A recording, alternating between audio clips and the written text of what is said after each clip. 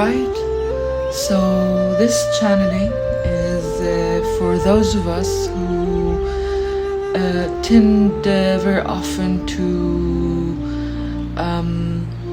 deal with the anger issues. So the title of this energy reading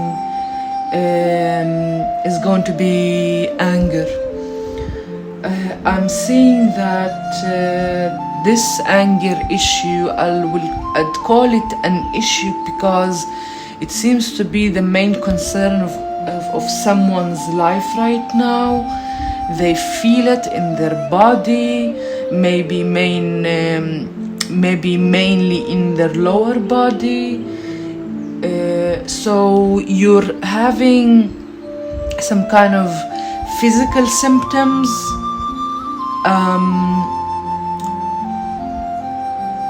that you are unable to recognize the source of it, or associate these physical symptoms with a certain feeling, because there is a difference between feeling and emotion. And without further explanation of what the difference between these two is, I'd leave you with your own contemplation and introspection over these concepts. There is a strong feeling of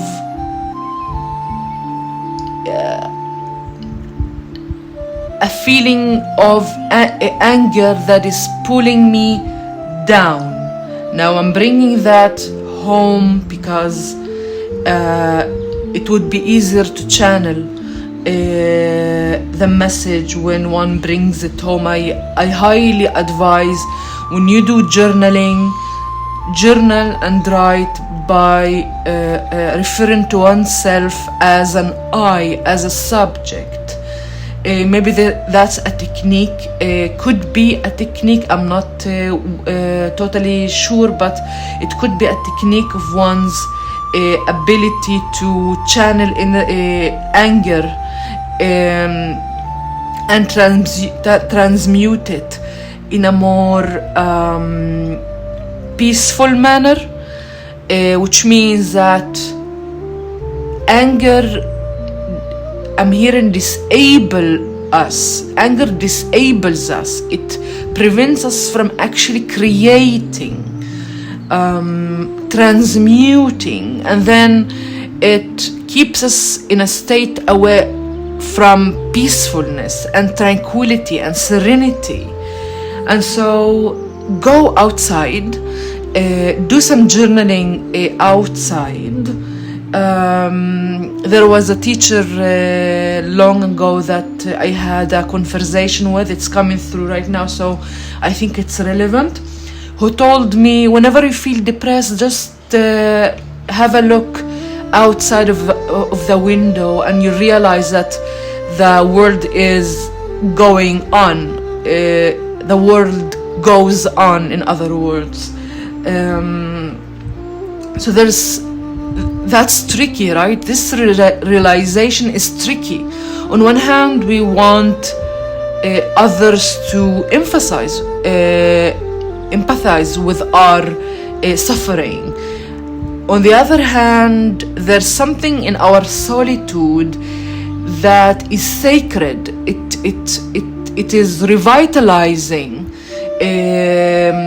when we keep ourselves away from the attachments of the external world. So one needs to have a certain balance, to reach to a certain balance where this state of peacefulness, of groundedness is kept safe and maintained.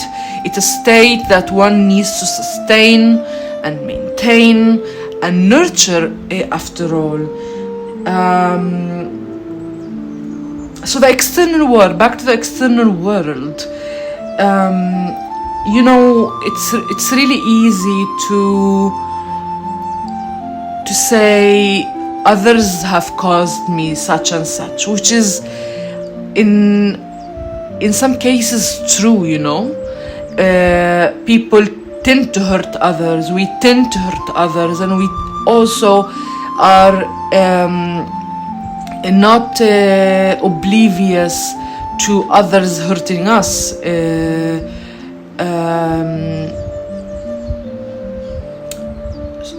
So what I was about to say is that the feeling of anger is a feeling that is beyond what others have done to me or projected onto me, or what I have done for the sake of others, which in other words it is beyond goodness and evil. When you want to, you know, explore the energy of anger that you carry with you, it is very important to shed oneself from a sense of righteousness, because whenever you aim to be righteous, there is a certain anger that is born and triggered, easily triggered by outside or external influences. So get back to childhood, for example. Is there something you felt incapable of doing when you were a child, for example, and you would get very angry if you felt incapable? The number 90 and 91 is coming through. The feeling of righteousness, you know, righteousness and individuation. The pursuit of individuation that is accompanied by a sense of righteousness, and we're programmed since a very young age to feel righteous and to see things through the lens of good and bad, right or wrong. But there's love, and love remains outside of the forces of good and evil, you know, because good also has its own forces, and one should, I think at least, I'd rather contemplate upon goodness and evil not as opposites, but as things that are integral to one's life and one's path. So one day you can encounter this, and the other day you encounter that. So back to anger. That's the thing. Whenever you want to delve deep into some kind of very integral part of your being, such as anger, or anger actually programs one's personality, one's tendencies, one's cognitive functioning even. It's a feeling that encapsulates a lot of processings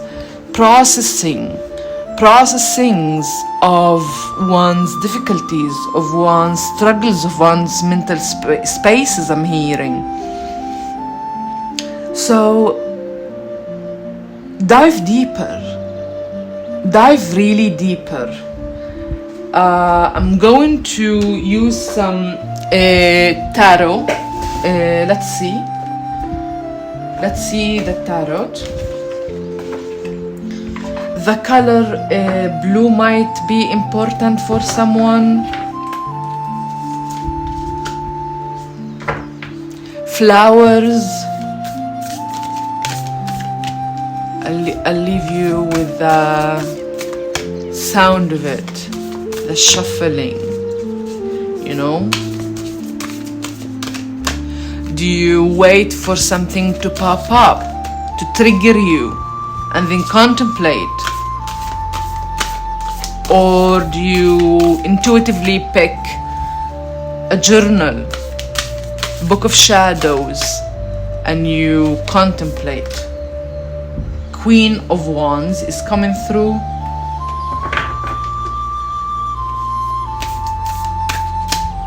So are you recognizing yourself as a Queen of Wands, as someone who is creative? Is anger preventing you from reaching a state of flow? Are you having a hard time visualizing? Actually, one of the consequences or indications of one's feeling deep programming of anger, programmed, anger, is one's inability to visualize. So try this trick. Are you having difficulty in visualizing, for instance?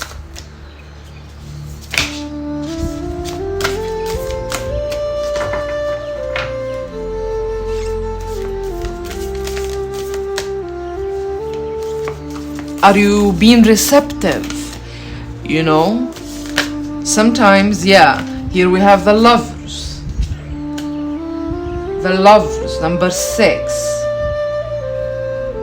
The 7 of Swords and 9 of Cups.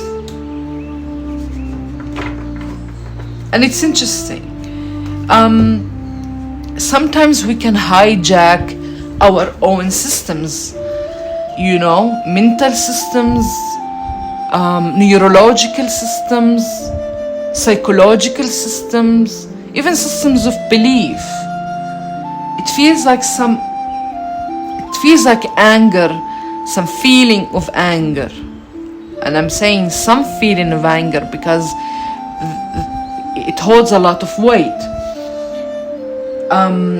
It feels like anger is making the reversed, effect, because it's unprocessed and untapped into and not discovered deeply. It's actually affecting your state of flow, affecting your creativity and your own magic. I do believe that everyone has an inner magic. An inner magic that makes things happen. And we may be in a lot of states, states of being. We crave and we yearn for happiness. But happiness is an illusion. Happiness is an illusion. Joyfulness is true. Joyfulness is truthful. Wittiness,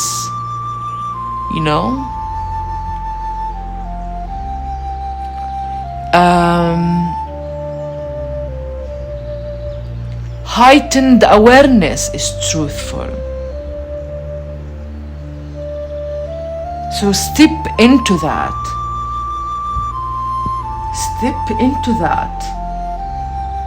Because you are a spiritual badass. Maybe there's an ending to some kind of cycle. I'm seeing the World card and the Empress.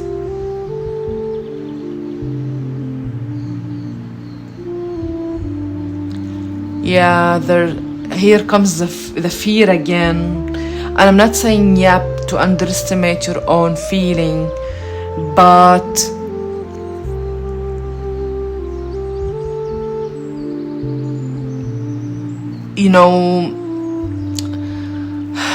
why do we fear endings when we are promised or not promised but guaranteed a lot of abundance. What does abundance look like for you? Can you achieve abundance in a state of detachment? Or do you reach a state of abundance when you embrace curiosity, when you embark on a journey, when you embrace your inner magic and trust the guidance that comes along with it? Some of you are very strategic, I'm seeing, and it's a skill that you develop since a very young age. But it's coming through with wands, not swords. So it's a strategic fire. You don't lash out on people easily, but you're afraid. You're afraid of lashing out at people without being tempered.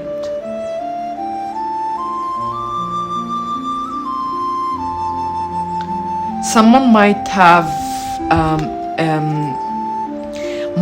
been experiencing recently some kind of sensation in their hands, some kind of weightedness.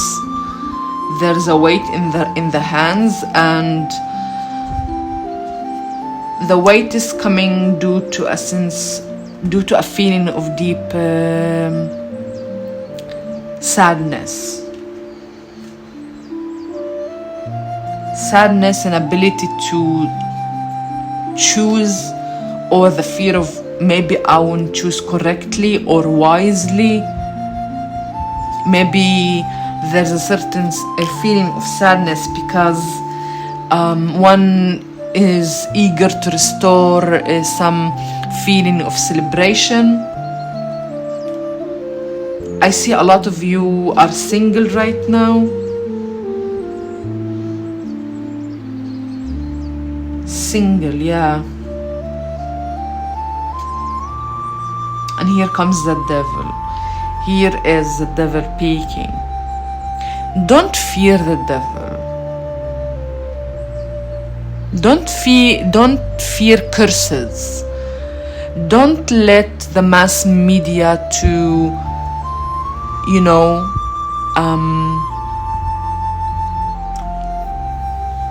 impose upon you limitations in regards to what you can achieve. Even psychologically speaking, emotionally speaking, and most importantly, maybe spiritually speaking.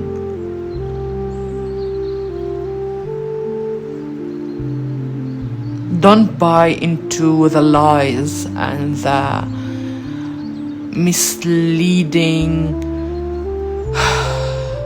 conceptualizations of stuff. Trust your gut. Trust your gut on something. Trust your gut. Yeah. Let's see what Kali has to say about this. Ma Kali, number 38.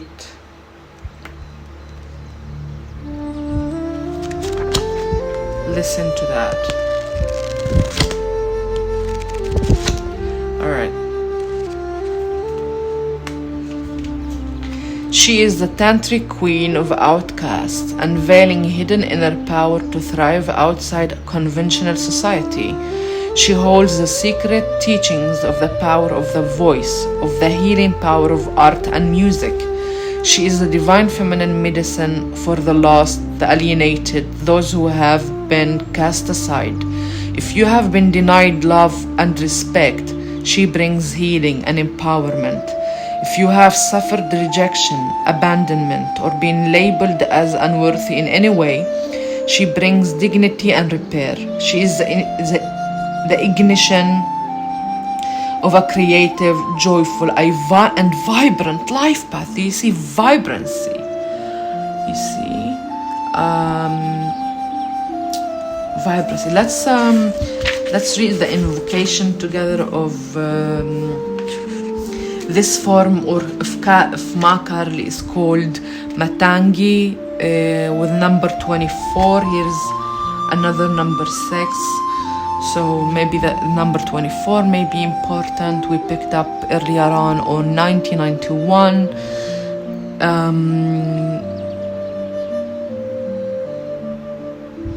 All right, someone is about to travel. Anyways, let's start with saying the prayer aloud. In your case, you're listening to it, so I hope you can absorb its blessing. Raja Matangi, Queen of Outcasts, who dwells beyond society and thrives, you arise at the threshold in the spaces of desolation, abandonment, and banishment. You are strength and sweetness. You are the extraordinary power that arises when all seems lost. You provide the knowledge needed to succeed and the path to overcome all obstacles through the power of the joyful spirit. May your wisdom manifest through all capable channels for the spiritual benefit of all beings. May our playful hearts take delight in yours. Jai Ma Matangi. Or Matangi, maybe I'm mispronouncing it.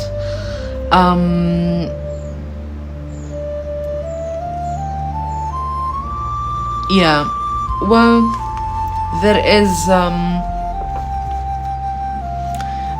a sacred healing ritual that you do after invoking Ma Karli, but I leave you with your own free will to pursue whatever your heart desires in divinity. And so I choose to leave it here, hoping that you'd find resonance in what was just said, you people of grace, such a great community, outcasts. Take care.